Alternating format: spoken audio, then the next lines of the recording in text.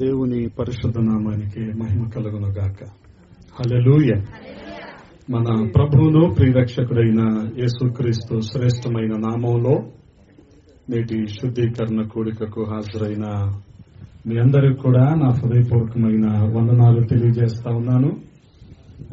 అదే రీతిగా నన్ను మీ మధ్యలోనికి ప్రేమతో ఆహ్వానించిన స్థానిక సంఘ కాపరి బాబురావు గారికి, అలాగే దైవజనులు ఇస్సాక్ గారు, సురేష్ గారు, అలాగే పెద్దలు, మరి మీ అందరికి కూడా నా హృదయపూర్వకమైన వందనాలు తెలియజేస్తా ఉన్నాను.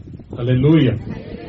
మరి ఈ సమయంలో లేఖనాల నుంచి కొన్ని మాటలు మనం ధ్యానం చేసుకుందాం.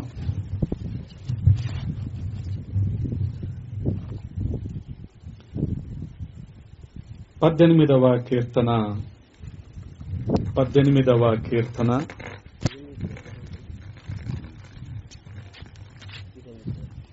35వ చరణాన్ని చదువుతూ ఉన్నాను, గమనించండి. 18వ కీర్తన 35వ చరణము.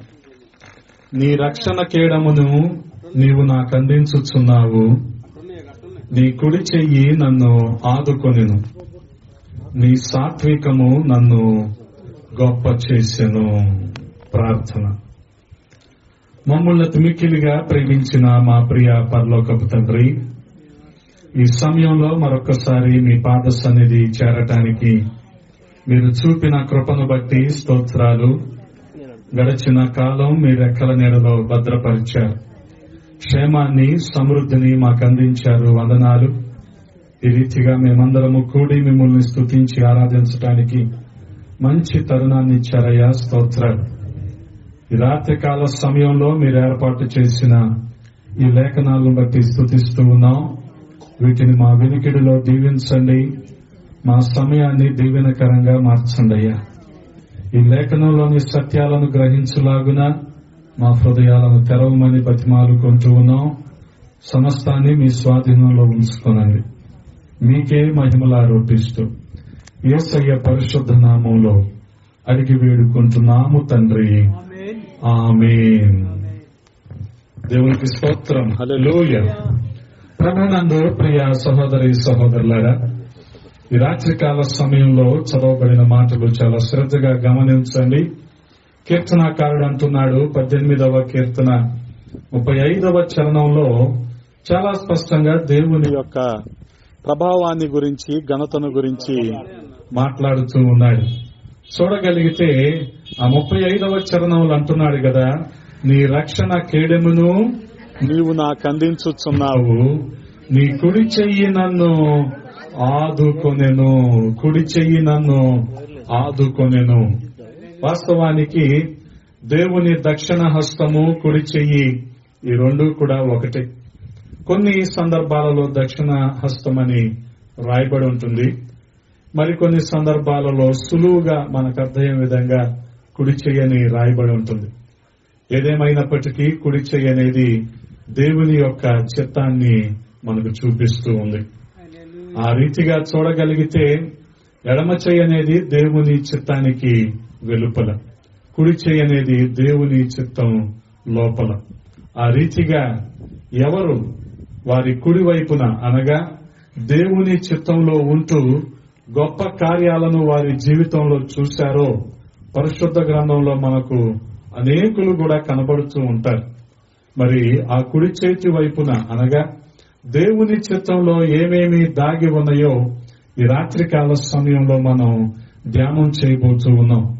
మొదటిగా మనం చూడగలిగితే 91వ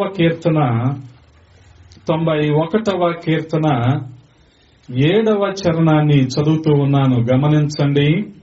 7వ చరణము. నీ ప్రక్కను 1000 మంది పడినను, నీ కుడి ప్రక్కను 10,000 మంది కూలినను, అపాయము నీ యొద్దకు రాదు. గమనించండి.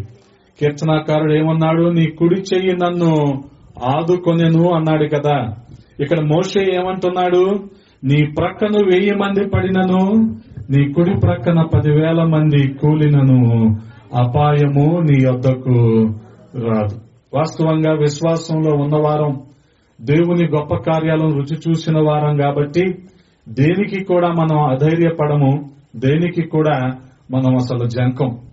దేవుడు మనకున్నాడన్న విశ్వాసం, ఆ నిరీక్షణ మనల్ని ముందుకు నడిపిస్తా ఉంటది.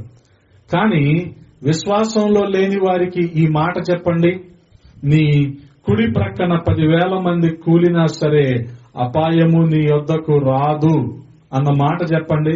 మీరు ఇలాగే చెప్తారండి, అయినా అది ఎలా సాధ్యపడుతుంది అని అంటారు.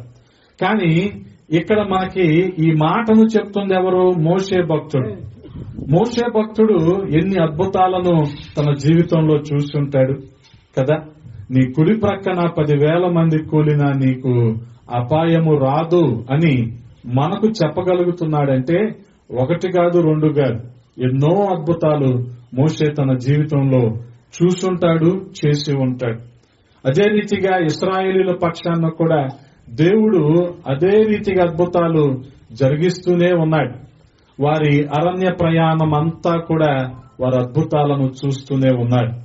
వాస్తవానికి నడిచేవారే 20 లక్షల మంది అంట. ఇక బళ్ళు మీద అనగా తోపుడు బండ్ల మీద, ఆ ఎడ్ల బండ్ల మీద ఉండేవారు ఇంకెంతమంది. మొత్తానికి వారు ఒక 30 లక్షల మంది అనుకుందాం. ఈ 30 లక్షల మందికి ఆహారాన్ని దేవుడు ఏ రీతికి ఇచ్చాడో మనం చూశాం కదా. వారు ఏమైనా వ్యవసాయం చేశారా? ఏమైనా కష్టపడ్డారా? లేదు కదా. ఉదయాన్నే వారున్న చోటకు వచ్చి మన్నా కురిసేది, వారు ఆ మన్నాను తిన్నారు. గమనించండి, దేవదూతలు తినే ఆహారం అంటారు. అలాగే పూరేళ్లు వారు కూర్చున్న ప్రదేశంలోకే వచ్చేసేయి, దాన్ని వారు తినేవారు. ఆ రీతిగా గమనించగలిగితే దేవుడు వారిని అద్భుతంగా పోషించారు. అంత మాత్రమే కాదు, వారు వెళ్తున్న అరణ్య ప్రాంతాలు మనం గమనించగలిగితే పగలు విపరీతమైన ఎండలు, రాత్రి విపరీతమైన చలి. అందుకనే దేవుడు వారికి పగలు మేఘస్తంభంగా ఉన్నాడు. హల్లెలూయా. రాత్రి అగ్ని స్తంభంగా ఉన్నాడు. మరి ఇది కాపుదల కాదా? అందుకనే నీ కుడి ప్రక్కన 10,000 మంది కూలిన అపాయము నీ యొద్దకు రాదు మోషే చెప్తున్నాడండి. కారణం ఏంటి? ఆ అద్భుతాన్ని చూశాడు. పగలు మేఘస్తంభంగా, రాత్రి అగ్ని స్తంభంగా దేవుడు వారిని కాపాడుతూ వచ్చాడు. అందుకనే గమనించండి ప్రియ సహోదరి సహోదరులారా, దేవుని చిత్తంలో ఆయన కాపుదల ఉంది. దేవుని చిత్తంలో నడుచుకుంటున్న వారి పట్ల దేవుని యొక్క కాపుదల ఎల్లప్పుడూ కూడా ఉంటది. వాస్తవానికి మనం అనుకోవచ్చు, కరోనా సమయంలో అనేకులు కూడా మనల్ని విడిచి వెళ్లిపోయారు కదా. మనం అనుకోవచ్చు, మనం ఇంకా బ్రతుకున్నామంటే మనం తిన్న తిండి, మనం వేసుకున్న టాబ్లెట్లు, అవన్నీ మనం అనుకుంటా ఉంటాం. కానీ గమనించండి, దేవుని కాపుదల లేకపోతే మన పరిస్థితి ఎలాగుండేదో మనం అర్థం చేసుకోవాలి. అందుకనే నీ కుడి ప్రక్కన 10,000 మంది కూలిన అపాయము నీ యొద్దకు రాదు అంటున్నాడు. గమనించండి, ఈ రోజున రాత్రి ఈ కూడిక మరి ఏర్పాటు చేయబడింది. మనందరికీ కాస్త వెలుతురుండటం కోసం 2 ల్యాంపులు, మొత్తం 4 ల్యాంపులు పెట్టారు కదా. ఏది ఈ కొద్ది మందికి ఎన్ని ల్యాంపులు పెట్టారు? 4 ల్యాంపులు పెట్టారు. మరి ఆ 30 లక్షల మందికి ఎన్ని ల్యాంపులు కావాలి కదా. ఆ ల్యాంపులన్నీ ఎలగటానికి ఎంత కరెంటు కావాలి? కానీ దేవుడు గమనించండి, అగ్ని స్తంభం ఒక్కటి వారి కోసం ఇచ్చాడు. హల్లెలూయా. మరింతకు మించిన కాపుదల ఎక్కడైనా ఉంటుందా? అందుకనే దేవుని చిత్తంలో మనకి ఉన్నదేంటంటే ఆయన యొక్క కాపుదల. అందుకనే కీర్తనాకారుడు అంటున్నారు కదా, నీ కుడి చెయ్యి నన్ను ఆదుకొనెను. ఆయన కుడి చేతిలో ఏముంది? కాపుదల ఉంది. సామాన్య ప్రజలు చెప్తే మనం నమ్మలేకపోవచ్చు గాని 40 సంవత్సరాలు ఇదే కాపుదలను ఇశ్రాయేలీయులు అనుభవిస్తూ వచ్చారు. హల్లెలూయా. 1 సంవత్సరం కాదు, 40 సంవత్సరాలు ఇదే కాపుదల, ఇదే సమకూర్పు. వారు కష్టపడకుండా ఆహారం రావటం, వారు ఏమాత్రం ప్రయాసపడకుండా ఇంతమందికి పగలు షామ్యానా వేయాలంటే ఎన్ని 36 x 36 వేయాలి ఈ 30 లక్షల మందికి కదా. ఎన్ని గుడారాలు వేయాలి వీళ్ళకి? కానీ దేవుడు ఒక్క మేఘ స్తంభాన్ని వీరికి ఏర్పాటు చేశాడు. హల్లెలూయా. అది దేవుని సమకూర్పు, దేవుని యొక్క కాపుదల. హల్లెలూయా. అంత ఎండలో నడవాలంటే మనిషి అలసిపోతాడు కదా. కానీ వీళ్ళు అలసిపోకుండా దేవుడు మేఘస్తంభాన్ని ఇచ్చాడు. అలాగే ఈ 40 సంవత్సరాలు వారి కాళ్లకు నడుస్తున్నా సరే వాపు రాలేదంట. ఎంత గొప్ప కాపుదలండి. ఈ విషయాలు ఒక్కొక్కసారి మనం తలపోసుకుంటూ ఉంటే మన అవసరతల్లో, మన లేమిలో వీటన్నిటిని మనం ధ్యానిస్తూ ఉంటే దేవుని అద్భుతాలను మన జీవితంలో కూడా అనుభవించగలం. వాళ్ళ చెప్పుల వారు తెగిపోలేదంటే ఈ రోజున 6 నెలలకి మన చెప్పులు ఏమైపోతాయి? తెగిపోతాయి. కానీ 40 సంవత్సరాల వాళ్ళు ఒకే బ్రాండ్ వాడారు, అది తెగిపోలేదు. హల్లెలూయా. వాళ్ళ కాళ్ళకి వాపులు రాలేదు, వాళ్ళ బట్టలు పాతకెళ్ళలేదు కదా. ఈ ఎండాకాలంలో ఒక రోజు వేసుకున్న బట్టలు రెండో రోజు వేసుకోగలమా? కానీ వాళ్ళు ఒకటే బట్టలు ఎన్ని సంవత్సరాలు? మరి ఏంటండి దేవుని ఆశ్చర్య కార్యాలు? అందుకని అర్థం చేసుకోండి, దేవుని చిత్తంలో ఎవరైతే ఉంటారో వారి పట్ల దేవుడు ఇటువంటి ఆశ్చర్య కార్యాలు జరిగిస్తాడు. ఎంతసేపు దేవా నాకు అదివు ఇదివు కాదు, ప్రభువా నీ చిత్తం చేయటానికి నాకు కృపనివ్వు అని అడగాలి మనం. ఆయన చిత్తంలో ఆయన కాపుదల ఉంది, ఆయన సమకూర్పు ఉంది. ఇవన్నీ కూడా ఇశ్రాయేలీలు 40 సంవత్సరాల పాటు అనుభవిస్తూ వచ్చారు. ఈ రోజున మనం కూడా వీటిని ధ్యానిస్తూ ఈ మాటల్ని మనం తలపోసుకుంటూ, ప్రభువా వారిని ఆ రీతిగా పోషించావు, వారిని ఆ రీతిగా కాపాడుతూ వచ్చావు, మా కుటుంబాలను, మమ్మల్ని, మా గ్రామస్తుల్ని కాపాడవా అని అడిగితే దేవుడు కాపాడ్డా? ఖచ్చితంగా కాపాడతాడు. హల్లెలూయా. అందుకని కుడి ప్రక్కన ఏముందంటే ఆయన యొక్క కాపుదల ఉంది. హల్లెలూయా. అదే రీతిగా మనం చూడగలిగితే ప్రియ సహోదరి సహోదరులారా, మరొక మాట కూడా మీకు నేను జ్ఞాపకం చేస్తాను. యెహెజ్కేలు గ్రంథము 47వ అధ్యాయము 47వ అధ్యాయము మొదటి 2 వచనాలు కూడా చదువుతూ ఉన్నాను. అతడు మందిరపు గుమ్మమునకు నన్ను తోడుకొని వచ్చెను.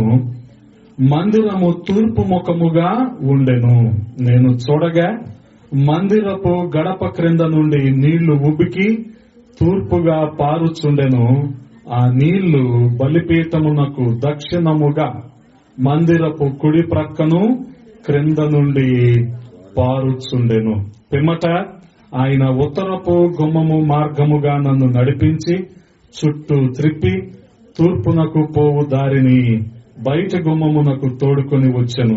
నేను చూడగా అచ్చట గుమ్మపు కుడి ప్రక్కను నీళ్లు ఉబికి పారుచుండెను.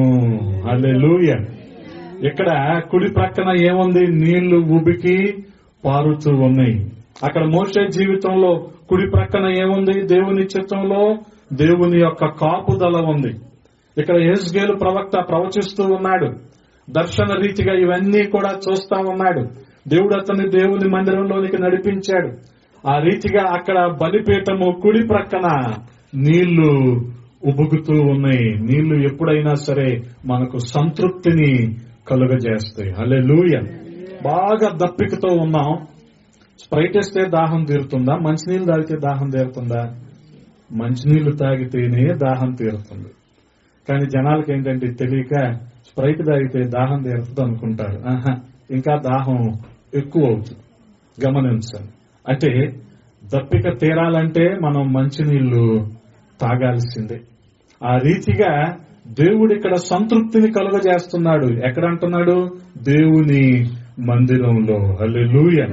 గమనించండి, ఆ బలిపీఠపు కుడి ప్రక్కగా ఉబికిన ఈ నీరు, సంతృప్తిని కలిగించే ఈ నీరు ఎంతగా ప్రవహిస్తూ ఉందంటే, మరి ప్రవక్త చూస్తున్నాడు దర్శనంలో 1000 మూరలు ముందుకు వెళ్ళాక ఎలాగుందంటే ఆ నీళ్లు చీల మండలం అంతా లోతొచ్చినాయి అంట. ఆ తర్వాత మరి 1000 మూరలు ముందుకు వెళ్తే మోకాళ్ళ లోతంతా వచ్చినాయి.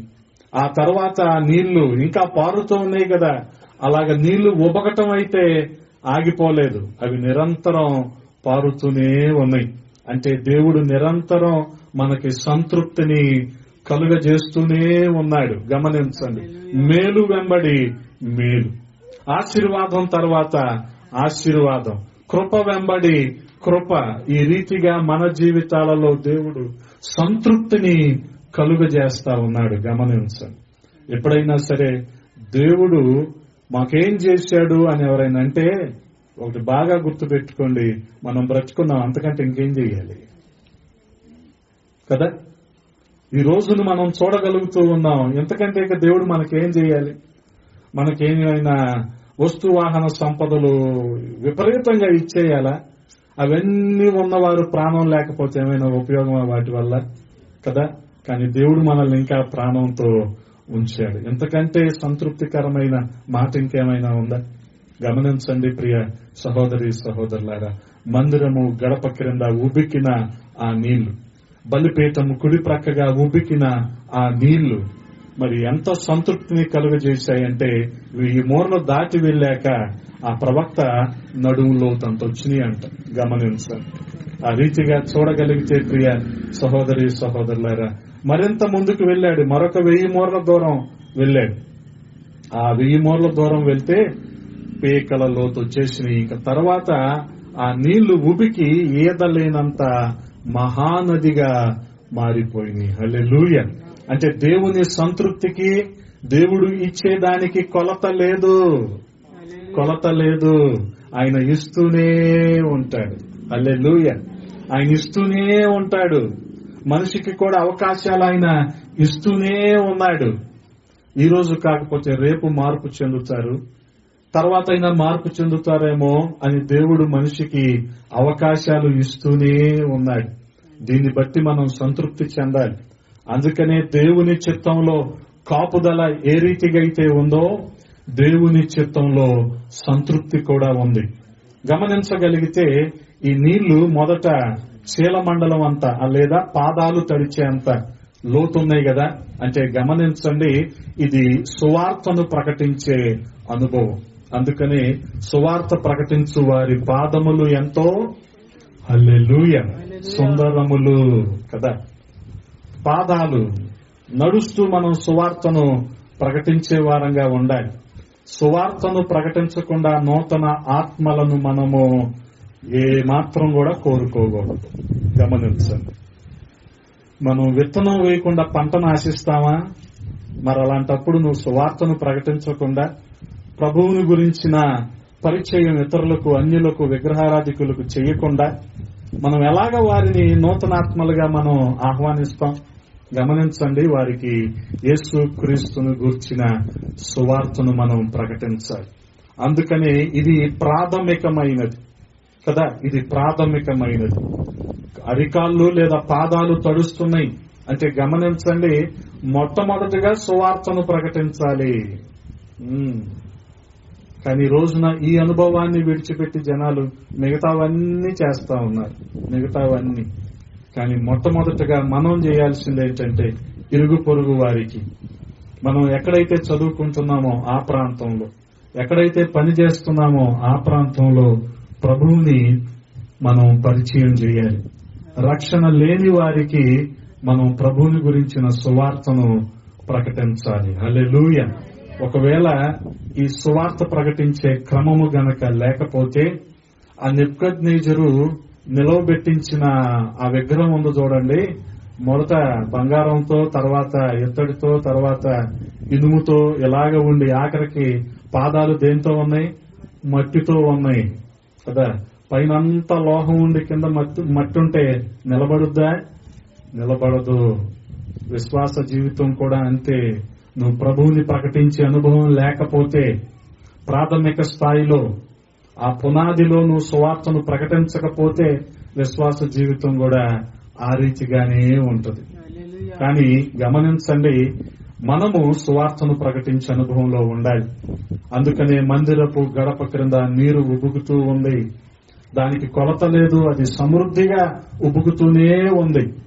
ఆ రీతిగా నీరు మనకి సంతృప్తి కలిగించిన విధంగా ప్రభువు కూడా మనకి క్షేమాన్ని, సమృద్ధిని, సంతృప్తిని కలిగిస్తూ ఉన్నాడు. హల్లెలూయా. ఆ రీతిగా గమనించండి. మరికొంత ముందుకు వెళ్ళాడు కదా, 1000 మూరలో వెళితే ఆ నీళ్లు మోకాళ్ళ లోతు వచ్చినాయి అంట. అంటే ప్రార్థించే అనుభవం కూడా విశ్వాసికి ఉండాలి. గమనించండి, ప్రార్థించే అనుభవం కదా.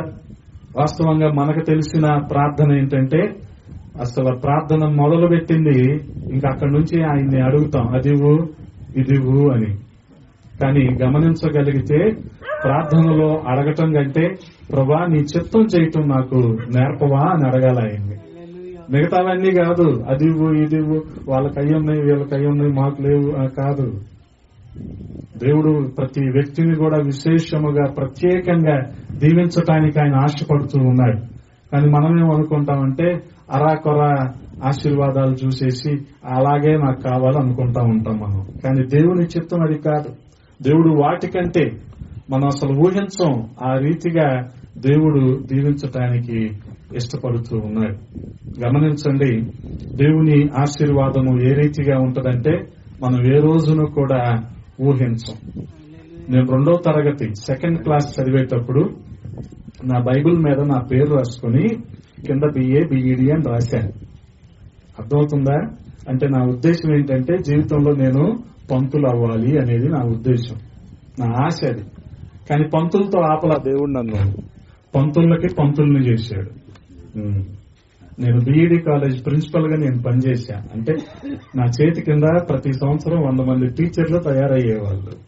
దేవుడు ఆపాడా టీచర్తో నన్ను? మిమ్మల్ని కూడా మీరు ఊహించని రీతిగా దేవుడు ఆశీర్వదిస్తాడు. హల్లెలూయా. దేవుని ఆశీర్వాదము అంత సంతృప్తిని కలుగజేస్తుంది. అందుకని ప్రభువా నీ చిత్తం చేయటం మాకు నేర్పవా అని అడగాలి. ఆ మోకాళ్ళ అనుభవం మనకి ఉండాలి. ఆ తర్వాత మరికొంత ముందుకు వెళ్ళాడు కదా. ఎంత లోతు వచ్చినాయి నీళ్లు? నడుము లోతు వచ్చినాయి. ఆ నడుము లోతు అంటే గమనించండి, ఆపద్దినమున అపవాదిని ఎదిరించడానికి సర్వాంగ కవచాన్ని ధరించుకోవాలి అని పౌలు అపోస్తలుడు ఎఫెసీ పత్రికలో మాట్లాడుతున్నాడు కదా. ఆ సర్వాంగ కవచంలో నడుముకి ఏం కట్టుకోమన్నాడు? సత్యం అనే తట్టి. గమనించండి, సత్యము. ఏది సత్యము? దేవుని వాక్యమే సత్యము. హల్లెలూయా. ఈ సత్యము మనిషిని స్వతంత్రులుగా చేస్తుంది. ప్రతి బంధకం నుంచి, అది పాపమైన శాపమైన ఏదైనప్పటికీ వాటి నుంచి ఈ సత్యము మనల్ని స్వతంత్రులుగా చేస్తుంది. హల్లెలూయా. ఆ తర్వాత పేకల లోతు, ఈతలేనంత లోతు వచ్చేసిన ఆ నీరు. అంటే గమనించండి, సంపూర్ణత లేదా పరిపూర్ణత. ఆ స్థాయి వరకు కూడా దేవుడు మనకి సంతృప్తినిచ్చే దేవుడు. హల్లెలూయా. ఆ రీతిగా ప్రియ సహోదరి సహోదరులారా మనం చూడగలిగితే కుడి ప్రక్కన అనగా దేవుని చిత్తంలో ఏముందంటే కాపుదల ఉంది. కుడి ప్రక్కన దేవుని చిత్తంలో సంతృప్తి ఉంది. అందుకని ఆయన మనల్ని నిరంతరము కాచి కాపాడేవాడు కదా. కుడి ప్రక్కన సంతృప్తి ఉంది అంటే మేలు వెంబడి మేలుతో, కృప వెంబడి కృపతో ఆయన మనల్ని సంతృప్తి పరిచేవాడు. హల్లెలూయా. ఆ తర్వాత మరొక మాటను కూడా మీకు నేను జ్ఞాపకం చేస్తాను. అదేంటంటే మనందరికీ పరిచయం ఉన్న వాక్య భాగమే మత్తయి సువార్త 25వ అధ్యాయము. మత్తయి సువార్త 25వ అధ్యాయము 33వ వచనాన్ని నేను చదువుతూ ఉన్నాను. 33వ వచనము. తన కుడి వైపున గొర్రెలను ఎడమ వైపున మేకలను నిలువబెట్టెను. హల్లెలూయా. గమనించండి ప్రియ సహోదరి సహోదరులారా, దేవుడు ఇక్కడ ప్రత్యేకించబడటం అనేది మనకి చూపిస్తూ ఉన్నాడు. కుడి ప్రక్కన ఏముందంటే ప్రత్యేకించబడటం ఉంది. ఆయన కుడి ప్రక్కన ఎవరిని ఉంచాడు? గొర్రెలను ఉంచాడు. అనగా తన బిడ్డలను, రక్షించబడిన వారిని, తన చిత్తం చేసే వారిని, తన వాక్యానికి విధేయత చూపించే వారిని, తన మాటకు లోబడే వారిని ఎక్కడ ఉంచాడు? కుడి ప్రక్కన ఉంచాడు. కానీ ఎడమ ప్రక్కన ఎవరిని ఉంచాడు? మేకలు. గమనించండి, మేకలు అంటే రక్షణ పొందని వారు, దేవుని మాటకు విధేయత చూపించని వారు, వారిని ఎడమ ప్రక్కన ఉంచాడు. వాస్తవానికి మనం గమనించగలిగితే ప్రతి సందర్భంలో కూడా ఎత్తబడేవారు ఉంటారు, విడవబడేవారు ఉంటారు. అలాగే మేకలు ఉన్నాయి, ఇక్కడ గొర్రెలు కూడా ఉన్నాయి. ఇదే అధ్యాయంలో ప్రారంభంలో మనం చూడగలిగితే మంచి ఉపమానాన్ని ప్రభువారు మనకి బోధించారు కదా. అందరూ కన్యకలే, కానీ 5 బుద్ధి కలిగిన వారు, 5 బుద్ధి లేని వారు. బుద్ధి కలిగిన వారికి సిద్ధపాటు ఉంది. ఆయన ఎప్పుడొస్తే ఆయన రాకడలో ఎత్తబడే సిద్ధపాటు ఉంది. కానీ ఈ బుద్ధి లేని వారు ఆయన వచ్చాక మిగిలిన ఏర్పాట్లన్నీ కూడా చేసుకుంటా ఉన్నారు. ఈ లోపు ఆయన రానే వచ్చేశాడు, సిద్ధపాటు కలిగిన వారిని తీసుకొని వెళ్లిపోయాడు. ఆ తర్వాత తలుపు మూయబడింది. ఎవరైనా తీయగలరా ఆ తలుపు? గమనించండి ప్రియ సహోదరి సహోదరులారా, ఇదే రక్షణ దినము, ఇదే అనుకూల సమయం. ఈ రోజు దాటిందనుకోండి, ఒకవేళ అయితే ఆయన రాకడా లేదా మన పోకడా. మనం రక్షణ పొందకుండా ఉంటే గమనించండి, అలాగే తలుపు వేయబడిపోద్ది. ఇక మన పని మేకల్లాగా నరకానికి వెళ్లిపోవటమే. అందుకనే కుడి ప్రక్కన ఏముందంటే ప్రత్యేకించబడటం ఉన్నది. దేవుడు వేరు చేశాడు, గొర్రెలని మేకలని ఆయన వేరు చేశాడు కదా. గమనించండి, గొర్రెకు మేకకు తేడా బహుశా మీకు తెలుసు అంటుకో. మీరందరూ గ్రామాల్లోనే ఉంటున్నారు కదా, గొర్రెలకి మేకకి తేడా ఏంటి చెప్పండి ఒకసారి. గొర్రెకి మేకకి తేడా ఎలా ఉంటది? మేక నల్లగా ఉంటుందా, గొర్రె తెల్లగా ఉంటుందా? అంతేగా, అంతేనా? ఇంకా ఇంకో తేడా చెప్పండి. నిజమే, ఉన్ని దాని మీద ఉన్న ఉన్ని. ఇంకా నేను గమనించిన తేడా ఒకటి చెప్పనా మీకు. తోకలో తేడా ఉంటది, తోకలో తేడా ఉంటది. గొర్రె తోక ఎప్పుడు కిందకు ఉంటది, మేక తోక ఎప్పుడు ఇలాగ తిరిగి పైకి ఉంటది. అందుకనే మేక మాట విందో, గొర్రె అయితే మాట వింటది. దేవుడికి ఎవరు కావాలి? మాట వినేవారే కావాలి, ఆయన చిత్తాన్ని చేసేవారే కావాలి. అందుకనే ఆయనకు లోబడే వారిని ఆయన ఏం చేశాడు? ప్రత్యేకపరిచాడు. అందుకనే తన కుడి ప్రక్కన ఉంచాడు వారిని. ఏమంటున్నాడు? కుడి ప్రక్కన గొర్రెలను, ఎడమ ప్రక్కన మేకలను ఆయన పెట్టాడు. హల్లెలూయా. ఆ రీతిగా ప్రియ సహోదరి సహోదరులారా, మరి నేటి కాలంలో మనం చూడగలిగితే సమాజంలో గొర్రెలు మేకలు మాత్రమే కాదు, తోడేళ్లు కూడా ఉంటున్నాయి. ఇవి ఎలాగుంటాయంటే, అవసరమైతే తోక కిందకి పెట్టుకోగలవు, అవసరమైతే పరిస్థితిని బట్టి తోక పైకి పెట్టుకోగలవు. అవకాశవాదం అన్నమాట. కానీ దేవుడు వేటిని ప్రత్యేకించాడు? తన కుడి ప్రక్కన, అనగా ఆయన చిత్తంలో గొర్రెలనే ఆయన ఉంచాడు. హల్లెలూయా. అదే రీతిగా దావీదు కూడా గొర్రెల కాపరి కదా. అందుకనే దేవుని కాపుదల, దేవుని సమకూర్పు అనుభవిస్తూ వచ్చాడు. కాబట్టి 23వ కీర్తనలో ఏమంటాడు? యెహోవా నా కాపరి, నాకు ఇంకేం అవసరం లేదు, అసలు ఆయన ఉంటే నాకు చాలండి, ఇంకా మిగతాయని ఎందుకు అంటున్నాడు ఆయన. హల్లెలూయా. కాబట్టి ప్రియ సహోదరి సహోదరులారా, కుడి ప్రక్కన అనగా దేవుని చిత్తంలో ఏముందంటే ప్రత్యేకించబడటం ఉంది. అదే రీతిగా మరొక మాట నేను జ్ఞాపకం చేస్తాను. లూకాసు సువార్త 1వ అధ్యాయము, లూకాసు సువార్త 1వ అధ్యాయము 11వ వచనాన్ని చదువుతూ ఉన్నాను. గమనించండి. లూకాసు సువార్త 1వ అధ్యాయము 11వ వచనం. ప్రభువు దూత ధూపవేదిక కుడి వైపున నిలిచి అతనికి కనబడగా, గమనించండి, ధూపవేదిక కుడి ప్రక్కన ఎవరు కనిపించారు ఆయనకి? దూత, దేవుని యొక్క దూత. గమనించండి, ఇక్కడ జకర్యా వయసు మళ్లిపోయింది. జకర్యా ఎలిజబెత్లకు సంతానం లేదు. జకర్యా తన తరగతి క్రమము చెప్పున యెరూషలేములో యాజకత్వం చేయటానికి వెళ్తూనే ఉన్నాడు. ఒకరోజు వెళ్లేసరికెల్లా ఆ ధూపవేదిక కుడి ప్రక్కన ఎవరు నిలబడ్డారంటే దేవుని దూత నిలబడి ఉన్నాడు. దేవుని దూత బహుశా ఎప్పుడు జకర్యా చూసి ఉండడు కదా. అకస్మాత్తుగా చూసేసరికి జకర్యాకు భయం కలిగింది. అందుకని మరి 12వ వచనంలో రాయబడి ఉంది కదా, జకర్యా అతన్ని చూచి తొందరపడి భయపడిన వాడాయను. అప్పుడు ఆ దూత అతనితో, జకర్యా భయపడకము. గమనించండి, చాలా సందర్భాలలో దేవుని చిత్తం కోసం మనం ఎదురు చూస్తూ ఉంటాం, కానీ ఆయన కార్యాలు జరిగించేసరికి మనం నమ్మలేం. నమ్మలేని అవిశ్వాసంలో మనం ఉంటాం కదా. దేవుని స్వరం వినాలని మనకు అనిపిస్తుంది, ఆశ కలిగి ఉంటాం. కానీ ఆయన మాట్లాడినప్పుడు అది ఆయన స్వరం అని గ్రహించే వివేకము వివేచన లేకపోతే చాలా కష్టం కదా. గమనించండి. ఎందుకనంటే ఏలి యాజకుడు, ఆయన దగ్గర ఉన్న సమూయేలేమో బాలుడు, చిన్న పిల్లోడు. కానీ ప్రభు ఎవరితో మాట్లాడాడు? సమూయేలుతో మాట్లాడాడు. సమూయేలు అంటే బహుశా సమూయేలుకి దేవుని స్వరంతో పరిచయం లేదు కదా. అందుకనే సమూయేలు ఏమనుకుంటున్నాడు? ఏలీ పిలిచాడేమో అనుకుంటున్నాడు. మనం కూడా కొన్ని సందర్భాలు అలాగే ఉంటాం. అందుకని దేవునితో సహవాసంలో ఎప్పుడైతే మనం కొనసాగుతూ ఉంటామో ఈ వివేకము వివేచన మనకి కలుగుతూ ఉంటాయి. వాస్తవానికి జకర్యా తన తరగతి క్రమం చెప్పున యాజకత్వంలోనే ఉన్నాడు, కానీ దేవుని దూతను మాత్రం ఎప్పుడు చూడలేదు కదా. అందుకని దూతను చూసేపాటికి జకర్యాకి ఏం కలిగింది? భయం కలిగింది.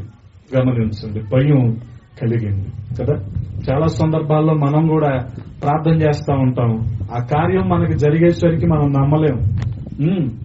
పేతురేమో చెరసాల్లో ఉన్నాడంట, సంఘమేమో అత్యాశక్తితో ప్రార్థన చేస్తుందంట.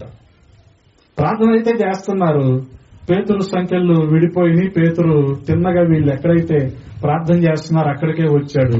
తలుపు కొడితే రోజే అనే ఒక చిన్నపిల్ల మాత్రం పేతురు వచ్చాడని గ్రహించింది. మిగతా వాళ్ళందరూ ఆ చిన్నపిల్లని ఏమంటున్నారు? పిచ్చి పట్టింది అమ్మాయికి, ఏదో భ్రమ కలిగింది, అందుకనే పేతురు వచ్చాడు అనుకుంటున్నారు. కానీ తలుపు తెస్తే ఎవరున్నారు? పేతురు ఉన్నాడు అక్కడ. గమనించండి, దేవుని ఆశ్చర్య కార్యాలు ఆ రీతిగానే ఉంటాయి. ఆయన సమకూర్పు ఆ రీతిగానే ఉంటుంది. అందుకనే ఆ కుడి ప్రక్కన ఉన్న దేవదూత మాట్లాడి జకర్యాకు ధైర్యం చెప్పి ఏమంటున్నాడు? నీ ప్రార్థన వినపడింది, నీ భార్య అయిన ఎలిజబెత్ నీకు కుమారుని కనును, అతనికి యోహాను అను పేరు పెట్టుదువు. హల్లెలూయా. గమనించండి, వారి అవసరం ఏంటో దేవునికి తెలీదా? తెలుసు. కాబట్టి దేవుని దూత వచ్చాడు, జకర్యాతో మాట్లాడాడు, వారికి సంతానాన్ని కలిగించాడు. హల్లెలూయా. గమనించండి, యోహాను అని పేరు పెడతారు మీరు అని ముందుగానే చెప్పాడు. ఇది దేవుని యొక్క సమకూర్పు, దేవుని యొక్క సమకూర్పు. గమనించండి, మన అవసరతలు ఆయనకి తెలియవా? తెలుసు. మనకి ఏది అవసరమో, ఏ సమయానికి ఇవ్వాలో, ఎంత పరిణామంలో ఇవ్వాలో, ఎంత పరిమాణంలో ఇవ్వాలో ఆయనకు అన్నీ కూడా తెలుసు. కానీ మనం ఏం చేస్తామంటే ఆయనకి సలహాలు ఇవ్వటానికి చూస్తూ ఉంటాం. ఇప్పుడు ఐపీఎల్ ఆడేటప్పుడు మన వాళ్ళు ఇంట్లో కూర్చొని టీవీ ముందు అలాగాడు ఇలాగాడు అంటా ఉంటారు, తెలుసా కుర్రోళ్ళు. అలాగే మనం కూడా దేవునికి సలహాలు ఇస్తాం, అలా చెయ్యి ఇలా చెయ్యని. అని వాస్తవంగా చేయాల్సింది మనం ఏంటది? దేవుని చిత్తాన్ని చేయాలి. అందుకనే ఆయన చిత్తంలో మనం ఉన్నప్పుడు, అనగా కుడి ప్రక్కన మనం ఉన్నప్పుడు ఆయన కాపుదలను మనం అనుభవిస్తాం, ఆయన ఇచ్చే సంతృప్తిని మనం అనుభవిస్తాం, ఆయన యొక్క ప్రత్యేకతతో మనం అనుభవిస్తాం. ఆ రీతిగా ప్రత్యేకించబడిన వారిగా ఉంటాం. అంత మాత్రమే కాదు, ఆయన సమకూర్పును కూడా మనము అనుభవిస్తాం. హల్లెలూయా. కాబట్టి గమనించండి ప్రియ సహోదరి సహోదరులారా, మరి జకర్యా దేవుని యొక్క సమకూర్పును అనుభవించారు. మరొక మాటను కూడా మీకు నేను జ్ఞాపకం చేస్తాను. యోహాను సువార్త 21వ అధ్యాయము, యోహాను సువార్త 21వ అధ్యాయము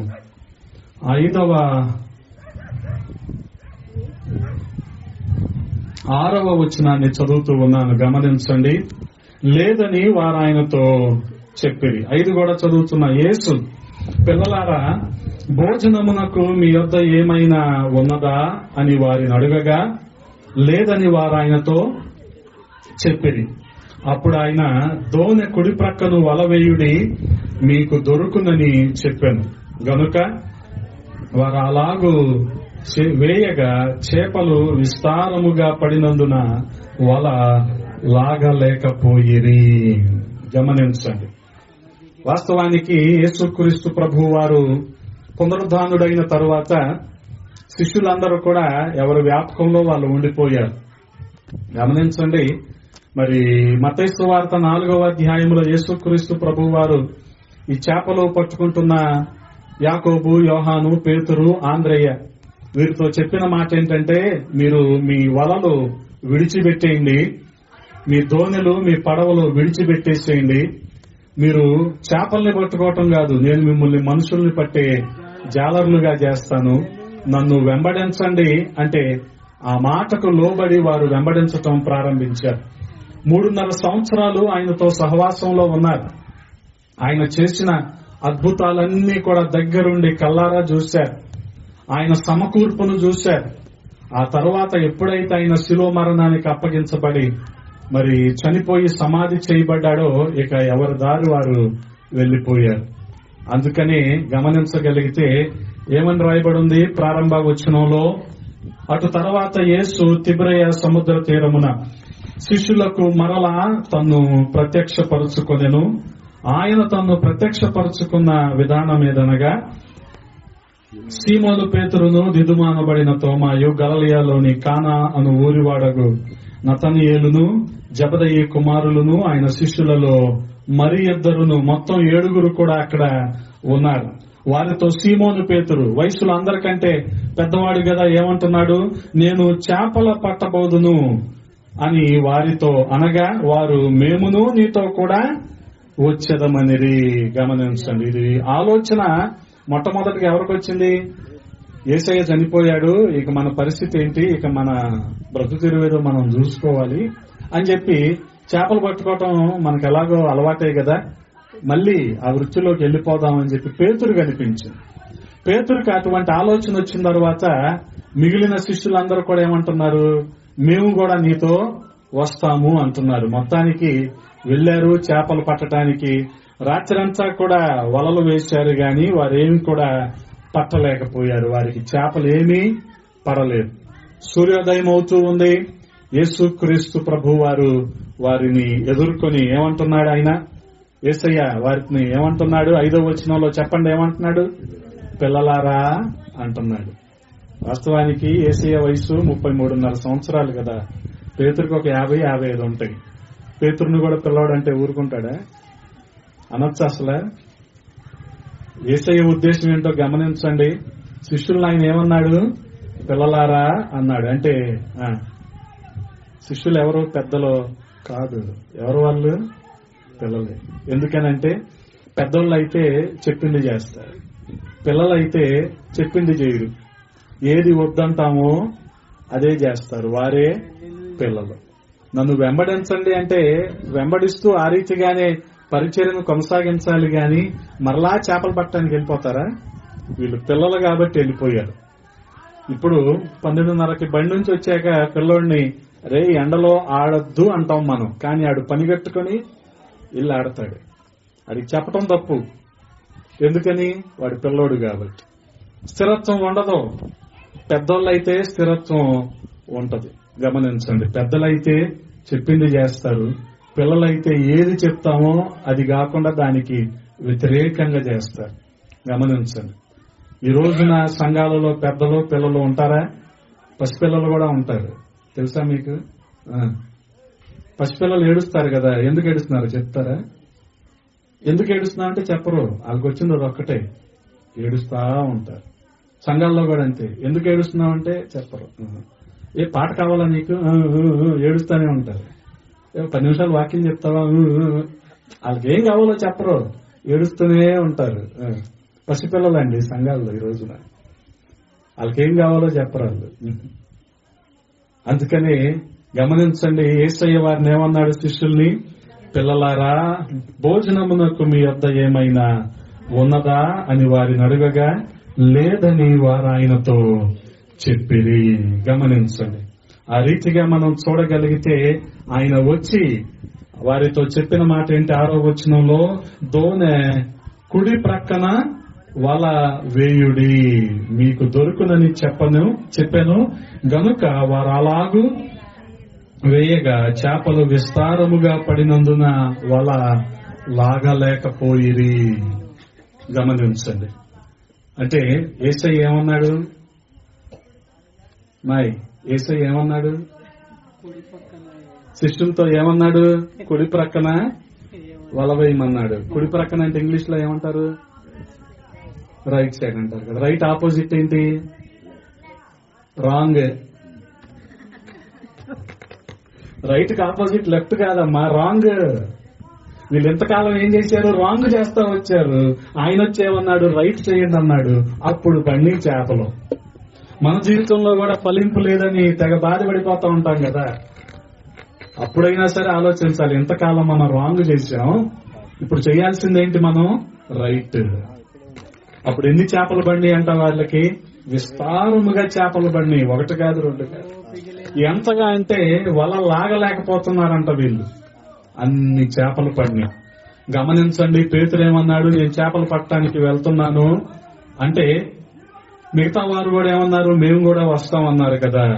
అంటే గమనించండి, మేము ఏమైనా సాధించారా వాళ్ళు? గమనించండి, ఒక మంచి సూత్రం చెప్తున్నా మీకు ఇక్కడ, మంచి ఫార్ములా. నేను ప్లస్ మేము ఎన్ని చేపలు పండి? 0. కానీ ఈ ఫార్ములా ఇంకోలాగా చెప్తా. నేను ప్లస్ మేము ప్లస్ యేసు ఎన్ని చేపలు పండి?